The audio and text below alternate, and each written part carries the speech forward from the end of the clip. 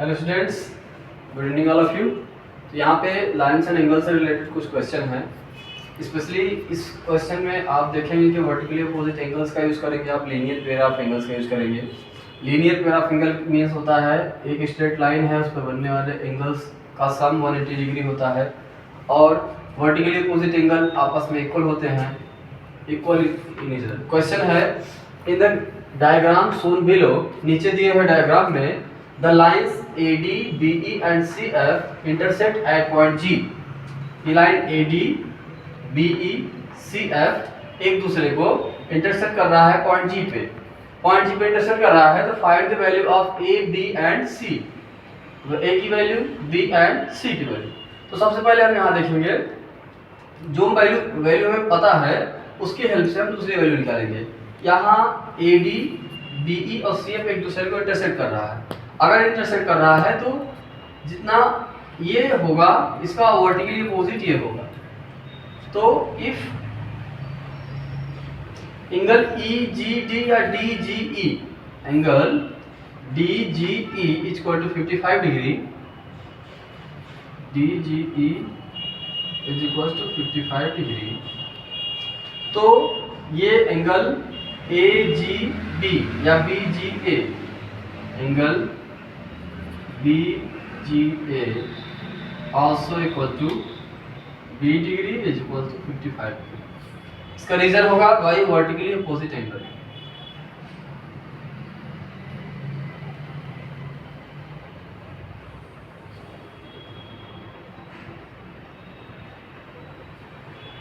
Vertically opposite angle. अब angle मालूम हो गया, अब हमें एंगल A और C निकालना है। तो सबसे पहले हम लीनियर पेयर देखेंगे। इस लीनियर पेयर में बनने वाले तीनों एंगल्स का सम कितना होगा, 180 डिग्री होगा। तो एंगल A कैसे निकालेंगे, on straight line AGD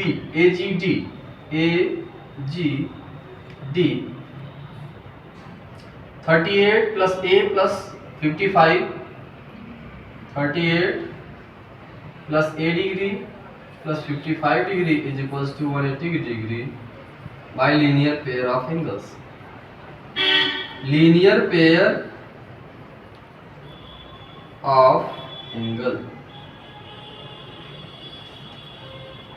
A is equals to 180 degree minus इन दोनों का सम कर लेंगे। 55 प्लस 38, 55 और 8 कितना हो जाएगा, 63, 63 एंड 30, 60 एंड 30 93। सब्ट्रैक्ट कर देंगे, 10 में 3 गया 7 और यहाँ 17 में 9 गया 8, ये आ गया 87। एंगल B आ गया था 55।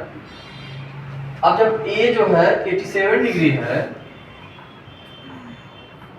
तो एंगल C भी 87 डिग्री होगा by vertically opposite angle. Angle C is equal to 87 degree by vertically opposite angle, vertically opposite angle. तो इस तरह से देखा आपने क्वेश्चन कितना सा आसान है। इस तरह से और भी क्वेश्चन मिलेंगे, नेक्स्ट वीडियो में बने रहिएगा। लाइक कमेंट शेयर कर दीजिए।